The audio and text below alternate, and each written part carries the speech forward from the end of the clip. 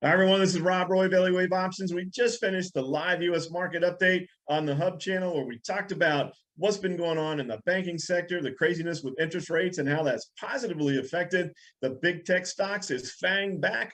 Interesting. We had a lively Q&A. So this is a summary that you're watching now. If you'd like to join us live, please subscribe to the Hub channel, and you'll be able to watch us next week live. Love to have you join. Take care, everybody.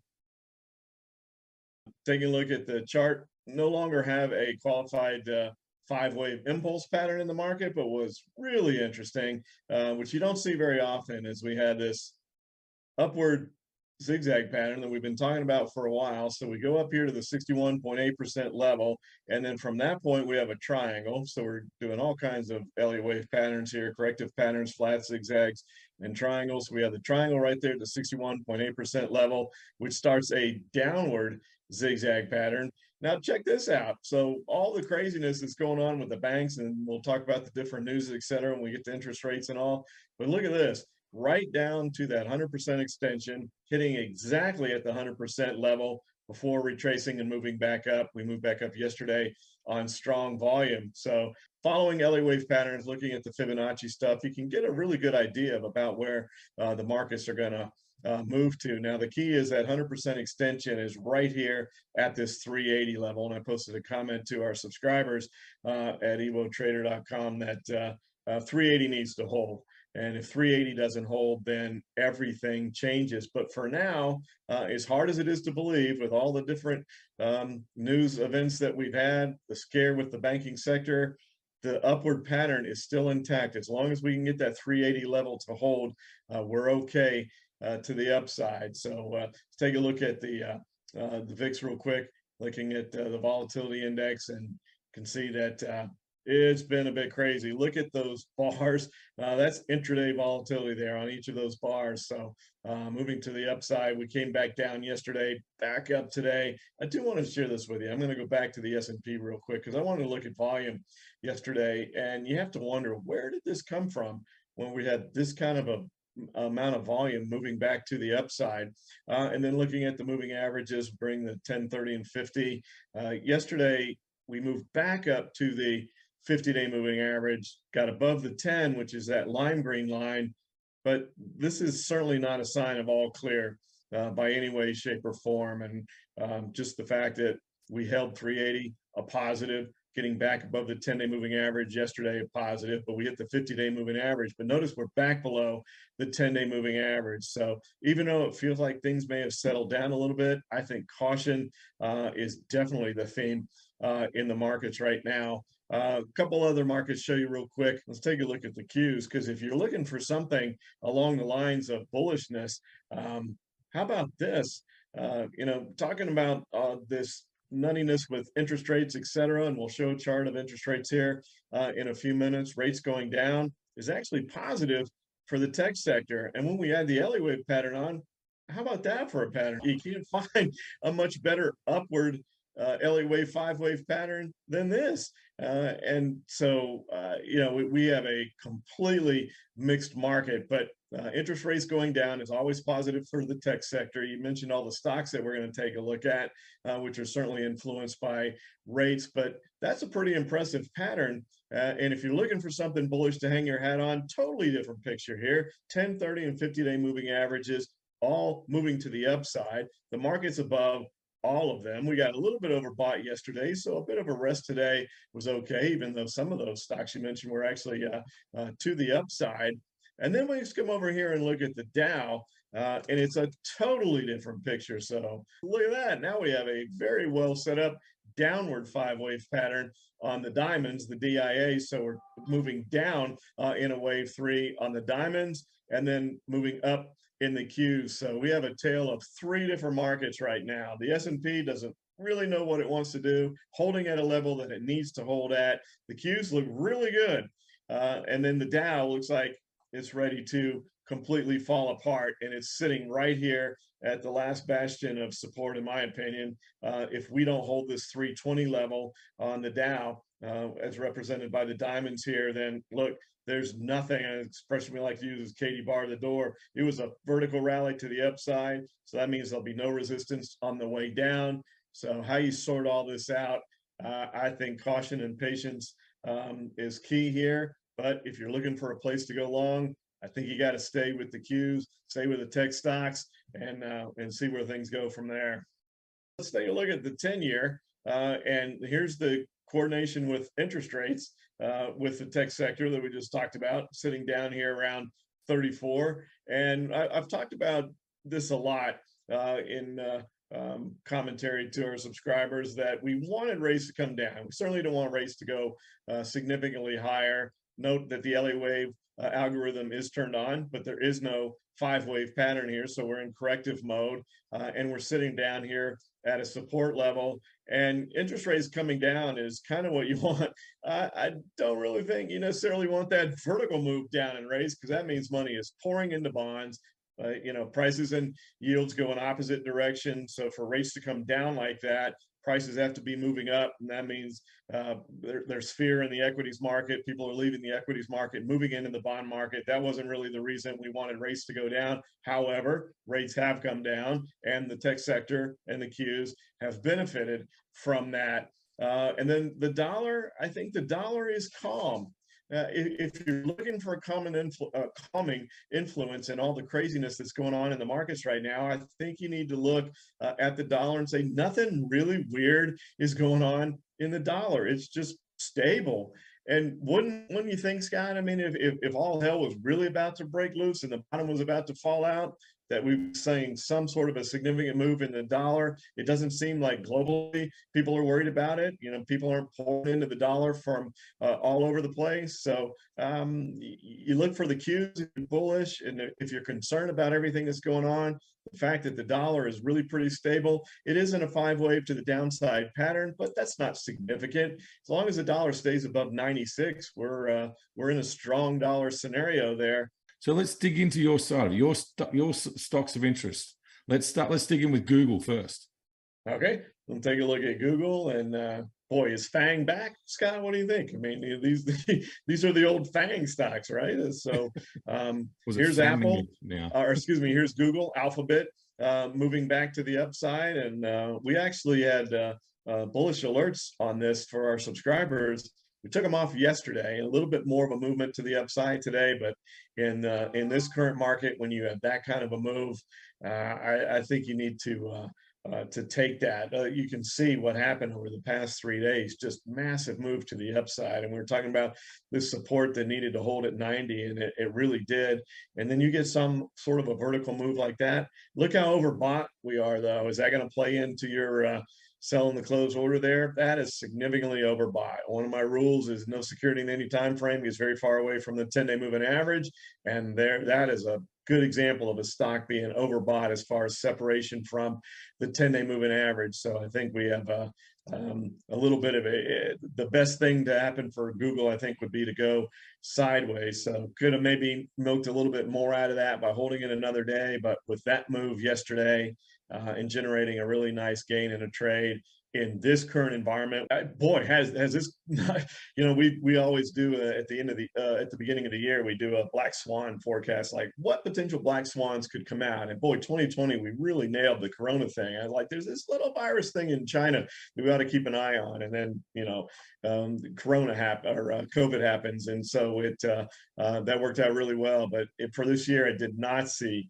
something similar to this occurring. And then how about Janet Yellen coming out after the SVB news and saying, yeah, and we're monitoring a few other banks as well, without naming them. So everyone is thinking what you just said, as far as if your money's in a bank, it's my bank. Are they watching my bank? Is it next? Yeah, it's crazy. Chart of Apple, and not quite that vertical move that we saw in Google or Alphabet, however you want to view it. I still like the old name Google, but sitting here above the support level at 150, as long as Apple holds here, maybe some of the banks should come to Apple for loans, because they're the ones sitting on all the cash, right? I mean, their cash coffers are amazing. We have a little bit of resistance here, so when you take a look at this, it's almost a bit of a channel here between 150 and 155. So some resistance there, but as long as we stay above 150, Apple looks okay. And you know, this back and forth of what's the next bank going to show up, and the scariness going back to Lehman and the financial crisis of 2008. Is that happening again? But then you see some of the big stocks, they're still holding in there. The generals are the last to fall, and they haven't yet. The charts are looking good, that you know that we're taking a look at here. And even if we aren't able to break above this resistance area, no Elliott Wave pattern here, if we're able to break above this resistance level here, as long as we hold 150, Apple's okay. We're still long on Amazon, so you take a look at the movement there. Pretty nice move to the upside. We had a bit of a descending triangle. We're thinking that which way is this going to go? So with support there at 90, this set here of lower highs, and it looks like we're going to make a break one way or the other. And clearly, it was an upside breakout. A bit of a surprise to me. If we're going to go into a significant recession, and you know, probably the biggest or number one retailer out there is breaking out to the upside. So you have to, is the fear warranted? Is something else going on? But that's, you know, that's impressive with that break to the upside there. We still are in a qualified 5-wave to the downside pattern. So you have to take that into account, that this breakout of the triangle could run into resistance up here around 110 if it's even able to make it up that high. So it's not all clear yet on Amazon, but you certainly have to be impressed with the upside breakout up there, again, with everything going on and fears of recession, etc. Yeah, that's you know, that's a pretty impressive move there, and a qualified 5-wave to the upside pattern, and we've just been trucking it. Man, they were about to write this stock off not that long ago. Remember, Scott? I mean, back in November, we're down around 90, and everybody is picking on them for all the stuff they're doing in the metaverse and all these things. And have they made a huge mistake? And then next thing we know, and the stock is more than doubled in price in just a few months. And we're sitting right here at some resistance at the 200 level. We're in a current wave 5. We have a target up there around 230.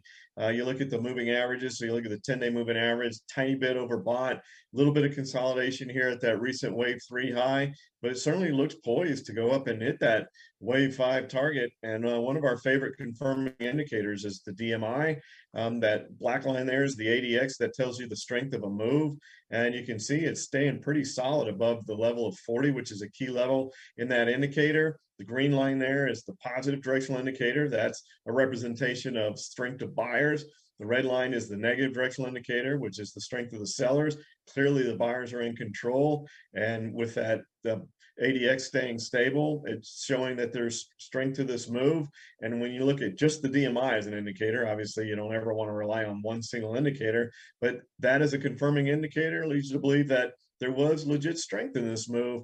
And so the opportunity to break above that wave 3 and go hit that wave 5 target is still in place. So these are places that we're identifying here, that if you are concerned with what's going on, these stocks are holding in there extremely well and making nice moves to the upside.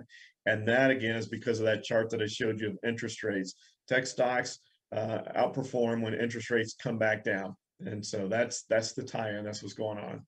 So here's Nvidia, and we were long this as well until yesterday, and may have taken this one off a little bit early for our subscribers. You can see that we have the movement to the year. Clearly there was resistance there at 240, and then we make that big break yesterday above 240. But if I put the moving averages on, you can see that just in yesterday's move on the close, we were getting a bit above that 10-day moving average. So you look at it, and as the Monday morning quarterback, and gee, I wish I would have waited one more day. But as I said, in this environment, when you just don't know what news you're going to wake up to, which is the next bank that's going to be in the news, you get a breakout like that, and you get a nice gain, you're going to go ahead and take that. So we are a bit overbought, but that is a very pronounced break of resistance there at 240. The only question is, does it come back and test that breakout? You know, what was once resistance becomes support? Will it hold as support there and then we take off, or does it just continue to run? I really don't think it's going to continue to run early next week because we are a bit overbought. So some back and filling here, maybe even back a test of 240. But a pretty significant break with some follow through today. And our target price up there is just above 300 there in that wave 5 tap box time and price projection there with our software. So it looks like could be more movement to the upside in Nvidia as well. Yeah, it seems like everybody wants. Must be it's the most interested. It is not the most loved stock that exists. It is in a qualified 5-way to the downside pattern, and nobody wants to hear that because everybody loves Tesla. But if you're looking for a positive here, we are holding right here at 180, which it needs to hold. And then you can take a look at the chart, Scott, here. You can see what I'm talking about. We had a pretty nice run to the upside here, nice 45-degree angle, no real corrective moves there, which means that if it happens to break 180, there's no support on the way down. It got down below here and it got right back above it. See how it broke below the 180 and immediately back above it. We can't let it break below 180, or like that's what the longs are saying. And how many institutions on this stock? Everybody does, don't they? And so nobody wants the stock to start looking to go back down to those levels around a 100 or even lower. But that is a distinct possibility if it can't hold 180. As long as it holds 180, no harm, no foul, and we're okay here. But we are sitting right on top of an extremely important level on Tesla. So if you're long Tesla, you got to watch that 180 level. If it starts to break it, you might want to consider getting out. But as long as it holds it there, there's potential of moving to the upside and disqualifying this downward pattern. But respect the fact that it's in a 5-way to the downside pattern, and the fact that we're sitting right here at an extremely important level at 180. That is key. Bitcoin has had an incredible week. What's going on there? That is a fantastic question, Scott. I mean, look at that. There's Bitcoin. Holy cow. Just when everybody again was writing them off for dead, kind of the same thing that we talked about with Meta, Facebook. So we're sitting down here at the beginning of the year at 16,000, and now we're up above 25,000, right around that area. And when I condense this down, you can see I like to condense it down to where we get into the blocks of 4,000, because you can clearly see these levels. It's almost like clockwork.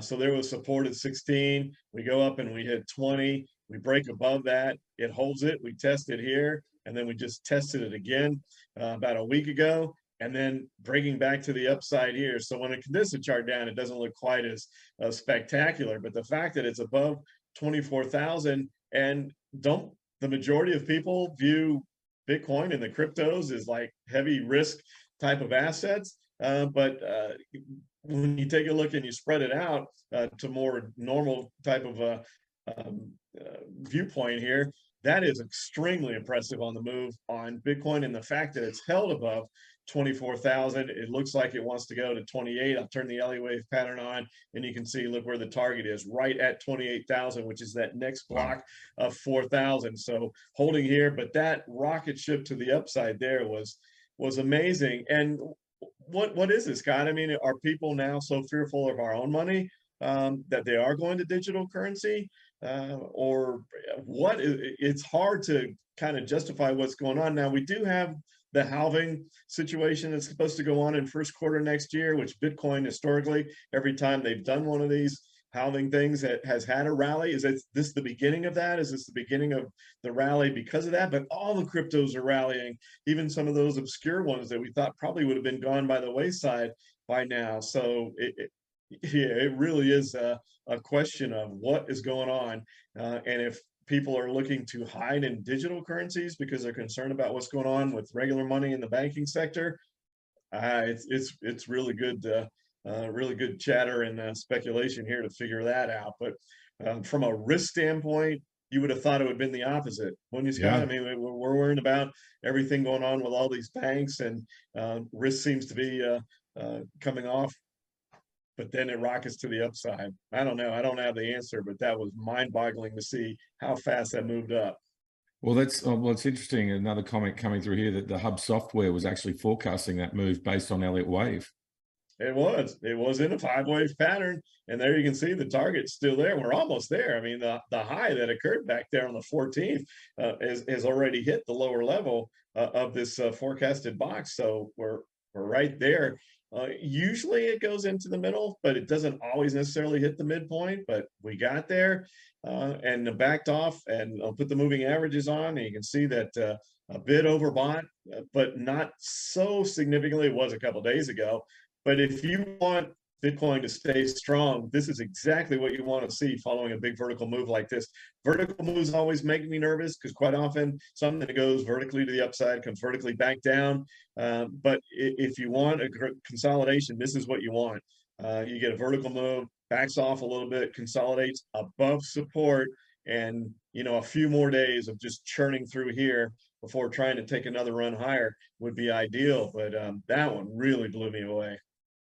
I read something, Scott, that said, and it was a forecast by an economist that was really smart. And here's, the CPI report did come down a little bit. Mortgage rates, if we take a look, let me bring this back up and I'll show you a chart of the yield curve real quick, because I think that's important to see. And you can see that that report said that interest rates on mortgages ticked up, and there it is. You can see the long end of the curve here has ticked up. We're still inverted, and we've been inverted for a long time, but at least that's something that's a little bit constructive, that the long end is coming up. And is it because of the fact that the CPI was a little bit cooler? There's the chart of the CPI, and you can see how we have come down. There's the tick to the upside, and we're moving back down.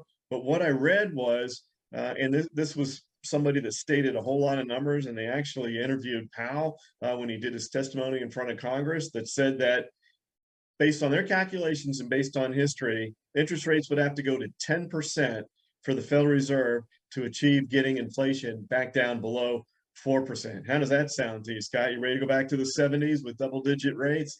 But they're talking about they want 2%. I know, but if it takes 10 just to get it below 4, how are we going to have to go to get down? I think they're going to have to let go of that 2%. I think that's a pie in the sky thing. I don't think that's coming. I don't think that's happening. But at least inflation has ticked down a little bit, but still a long ways to go to get to their target. But if we're looking at the yield curve, a little bit constructive there. So are there glimmers of hope and positives around here somewhere? There are, but you're going to kind of look into very specific spots to find them, because the majority doesn't look like that. And we showed those bank stock charts of Credit Suisse and First Republic, and when's the next chart going to look like that? And how long can we maintain a bullish bias with all that going on? If you like these recordings, I'd like to invite you to join our new TradeFinder Live, where each and every week we do a live webinar where we talk about the market, but we also go a little more in depth into the technical analysis system that we utilize to forecast where the market's likely going to go, and also to identify trading opportunities. Get your free subscription today. Take care, everybody.